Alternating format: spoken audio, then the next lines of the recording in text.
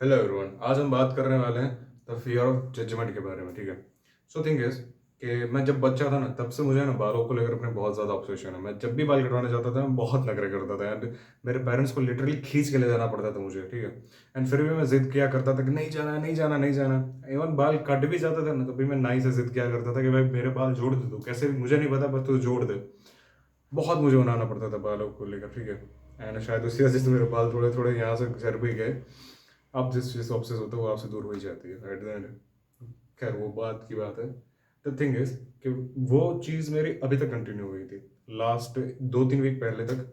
And फिर मैंने है ना एक पॉडकास्ट में देख रहा था, राज शिवानी एंड प्रज्ञानंदा के बीच का। तो उसमें राज शिवानी पूछता है कि आपका ये जो आप सर पे ऐश लगाते हो, वो क्यों लगाते हो, राइट? तो प्रणवानंदा कहता है इट्स अ सिंबल दैट कि मैं राख से ही आया हूँ और मैं राख में ही मिल जाऊंगा।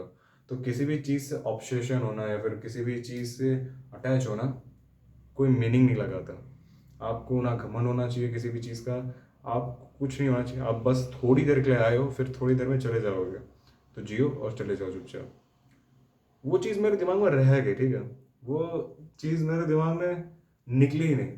एंड फिर मैं जब बाल कटाने गया उसी दिन, तो जब बार्बर ने पूछा कि आपको कौन सा हेयर कट चाहिए, तो मैंने सोचा कुछ अलग करते हैं। ठीक है। एंड मैंने कहा एक काम कर, बस कट करते हैं। उसने मना भी किया। ठीक है। उसने मना किया सामने से, मेरे बार्बर ने पहली बार कहा कि भाई रहने दे, बुरा लगेगा। मैंने कहा तू कर भाई।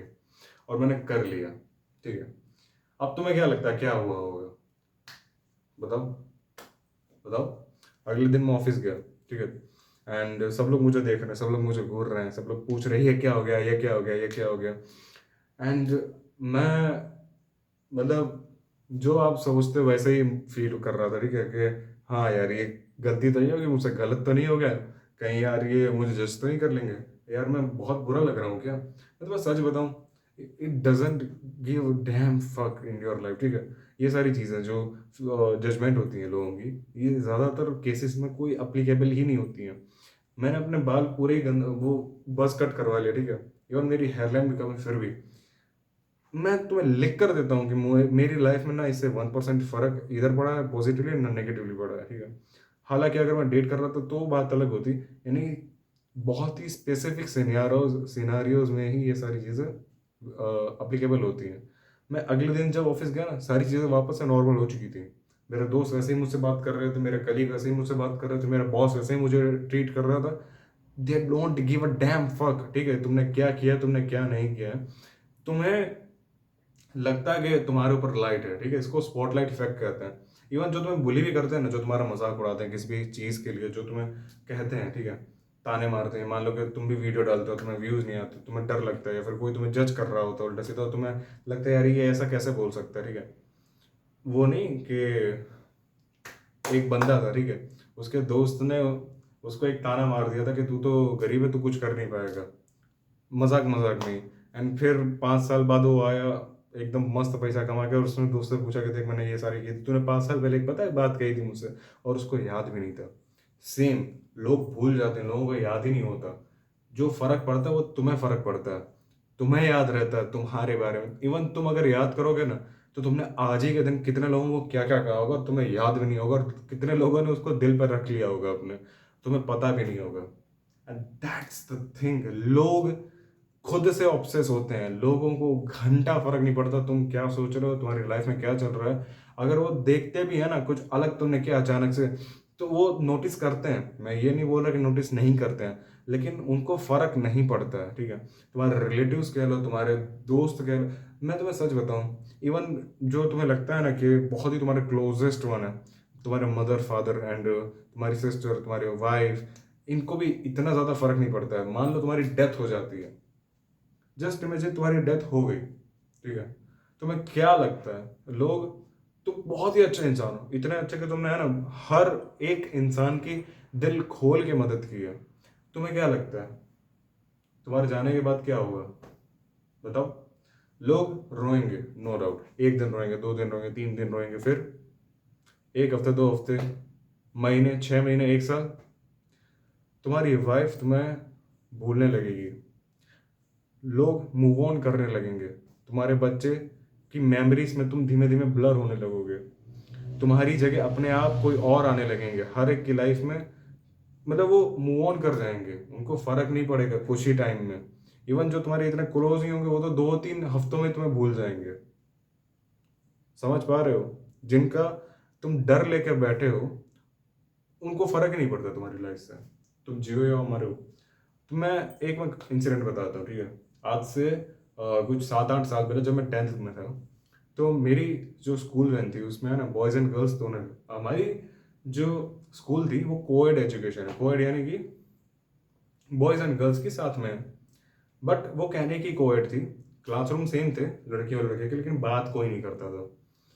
इवन अगर कोई बात करते पकड़ा जाता था तो फैकल्टी खुद आके मना करते थे कि बेटा क्या कर रहे हो तुम ये करने के लिए आए हो यहाँ पे। तो कोएड का जो गवर्नमेंट का वो जो था ना कि लोगों के मन से वो डर निकल जाए, वो जो सेक्सिस्ट लोगों का वो होता है ना कि भाई कभी बात नहीं की होती लड़कियों से या फिर लड़कियों ने कभी बात नहीं की होती, वो जो डर होता है, फियर होता है, वो निकल जाए उसका कोई मतलब इन लोगों ने वो करने ही नहीं दिया, बात ही नहीं करनी थी, वो पूरा फ्लॉप ही कर दिया इन लोगों ने। तो मुझे तो बात करनी थी, मुझे दोस्त बनाने थे हर एक जेंडर से, हर एक चीज़ से, ठीक है। तो जब मैं स्कूल लाइन में जाता था मेरे सिवा कोई भी लड़का, और मैं लिख के दे रहा हूँ, कोई भी लड़के की हिम्मत नहीं हुई कि लड़कियों से बात करे जाकर। मेरे स्कूल में सिर्फ 2 लड़कियां बैठती थी एंड बाकी कितने 7-8 लड़के बैठते थे। ऑब्वियसली वो लोग बहुत अनकंफर्टेबल फील करती थी हमारे साथ ट्रैवल करने में। एंड जो लास्ट स्टॉप आता था वो उन्हीं का आता था, यानी कि सारे लड़के पहले उतरते थे, बाद में वो आखिरी में जाके उतरती थी। तो सोचो उनको कितना कितना टाइम बैठना पड़ता होगा चुपचाप, ताकि मतलब कोई बात ही नहीं कर रहा ना उनसे। मैंने बात करना इनिशिएट किया, ठीक है। ये उस टाइम की बात कर रहा हूँ मैं। और आज तक अभी मैं उसी को मैसेज कर रहा था, ठीक है। मैं आज तक उसके मतलब मैं मेरी बेस्ट फ्रेंड है वो अभी। आज तक मेरा स्कूल बदल गया, मेरा जीने का ढंग बदल गया, मेरी पूरी लाइफ बदल गई, ठीक है। मैं ऑफिस जॉब कर रहा हूँ, वो अपनी मेडिकल की तैयारी कर रही है, वो अभी पूरी लाइफ अलग हो गई हमारी, ठीक है। वो अभी मेरी बेस्ट फ्रेंड है। क्यों? Just because I gave her that comfort, ठीक है। मैंने उससे बात की, मैंने लोगों ने मजाक और तब भी उड़ाया था मेरा, ठीक है, ये क्या कर रहा है। मतलब वो लिमिटिंग माइंडसेट होता है ना कि मैं तो, मेरे अंदर तो हिम्मत है नहीं, मेरे अंदर तो ताकत है नहीं, ठीक है। अगर कोई मेरे से आगे जा रहा है तो मैं उसको रोक क्यों ना लूं? वही ना।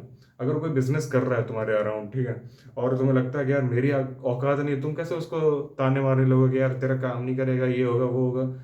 जस्ट सेम थिंग, ठीक है। Just the same thing. तुम्हारा छोटा सा डिसीजन तुम्हें पता भी नहीं है तुम्हें लाइफ में कहाँ कहाँ हेल्पफुल हो सकता है, ठीक है। And that's the thing. सोचना बंद करो, जस्ट डू द एक्शन, ठीक है।